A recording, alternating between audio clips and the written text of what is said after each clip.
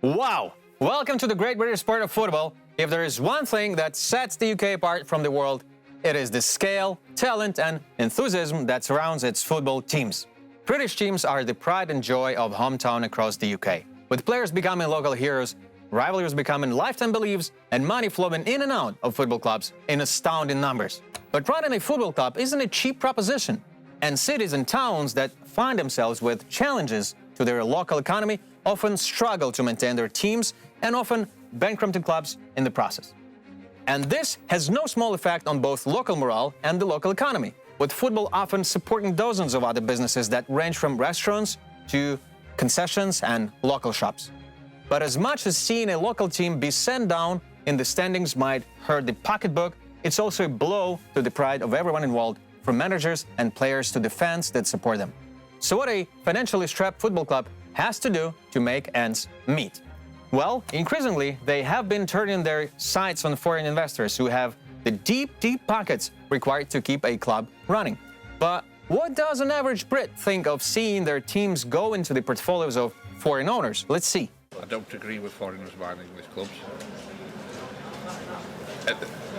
It just says to everybody that money can buy anything at any time, which shouldn't be the point, which shouldn't be the case.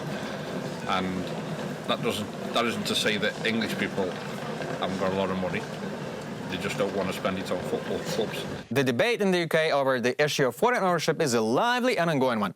But tonight, we want to take a look at two vastly different examples of how this ownership system can work by comparing two stories of two clubs, Wrexham AFC and Newcastle United, both teams that are now owned by foreigners. First up, Wrexham AFC. Located in Wales, Wrexham has been playing football continuously at the local racecourse ground since 1864, just imagine. Local fans are diehards and they have always supported the team as a community, even when the team's prospects started sliding down the league standings and money became an increasing issue. The team was temporarily saved when local citizens formed a trust company and bought the team out in 2011. But it wasn't until 2020 when actors Reynolds and McElhenney bought the club that Wrexham AFC managed to start working its way back to prominence.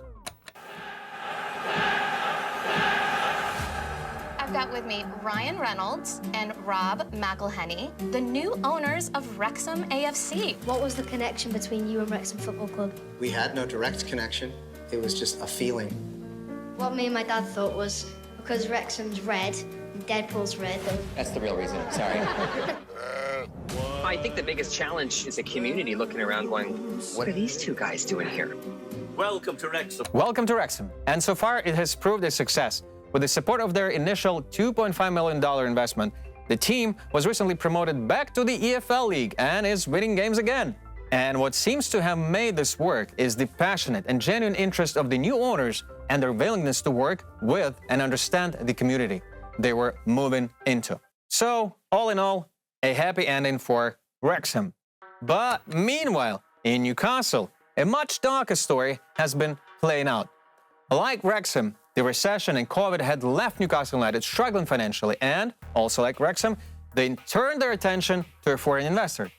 That investor was Saudi Arabia's public investment fund, which is led by Crown Prince Mohammed bin Salman, who you may recall has a terrible human rights record and has been known to kidnap, murder, and chop up journalists like Jamal Khashoggi, who are critical of his regime.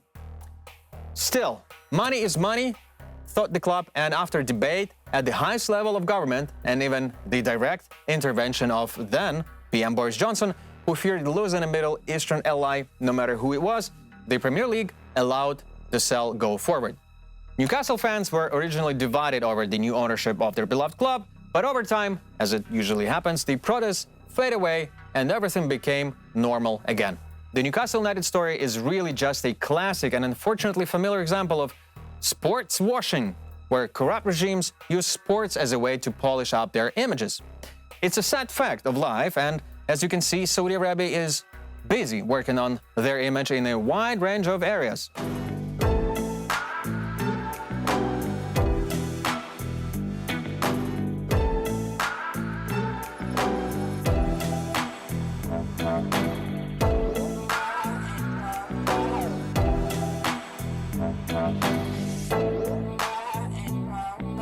Yeah, not quite.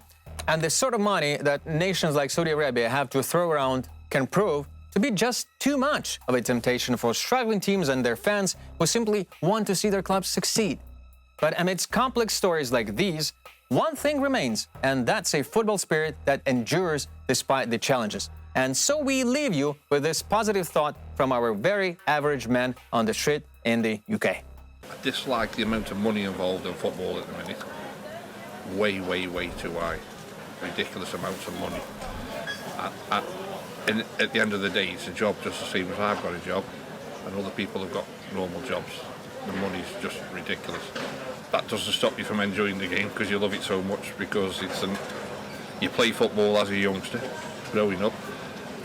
I'm 56 now, and I still want to play with my grandkids.